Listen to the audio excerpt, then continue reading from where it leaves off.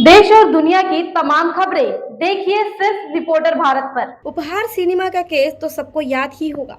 जी हाँ, वैसा ही एक नज़ारा हमें फिर से दिल्ली में देखने को मिला और ये नज़ारा और कहीं का नहीं, मुखर्जी नगर का है, जिस मुखर्जी नगर को कोचिंग हब कहा जाता है।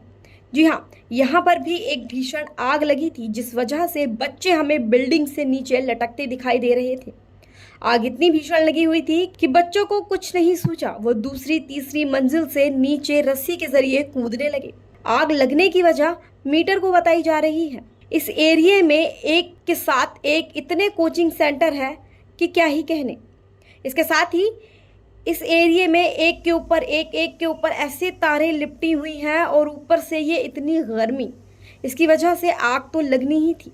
इसकी सुरक्षा का ध्यान रखना चाहिए था कि अगर ऐसे एरिया में कोचिंग सेंटर है तो उसकी सुरक्षा का भी ध्यान रखा जाए, जिससे बच्चों को कोई हानि ना पहुंचे। इस हादसे में जिस तरीके से बच्चे लटकते गिरते नजर आ रहे हैं, 61 बच्चों को चोट आई है, जिसमें से 2 को तो बहुत गंभीर चोट आई है, जो सीधा ऊपर से नीचे गिरे, जो अस्पताल में है। उसके साथ ही जब अगले दिन रिपोर्टर भारत की टीम वहां पहुंची तो देखिए क्या कहा वहां के स्टूडेंट्स ने। उसके साथ ही आसपास के कोचिंग सेंटर के स्टूडेंट ने भी इस हादसे के बारे में। बच्चों की यही मांग है कि ये जो सिक्योरिटी बढ़ाई जाए। जब बच्चों से 2.5 लाख रुपए लेते हैं, 2 लाख रुपए जितना मुंह खोलते हैं इतना बच्चे पैसे लेते हैं, तो फिर सिक्योरिटी क्यों नहीं है? बच्चों में आक्रोश ये है।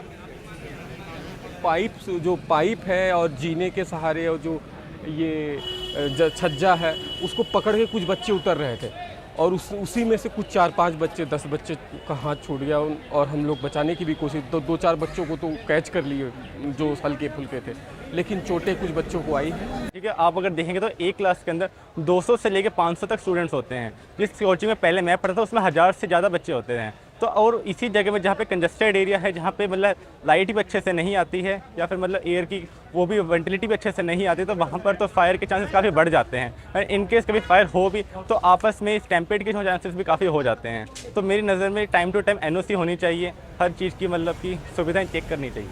उसके साथ ही आसपास के कोचिंग के स्टूडेंट भी यही कहते नजर आ रहे हैं कि हमें भी इस बात का डर लगा रहता है कि हमारे कोचिंग सेंटर में भी ऐसी आग लग सकती है।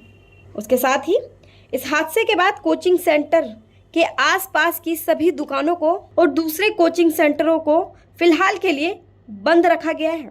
इसके साथ ही भारी संख्या में CRPF की सेना तैनात की गई है। उसके साथ ही दिल्ली हाई कोर्ट ने इस मामले में दिल्ली अग्निशमन सीमा, दिल्ली पुलिस और NDFC को नोटिस जारी किया कि इसके साथ ही अदालत ने अग्निशमन सीमा को अग्नि सुरक्षा अलॉट करने के निर्देश दिए हैं और 2 हफ्ते में इसके भीतर ही जवाब मांगा है।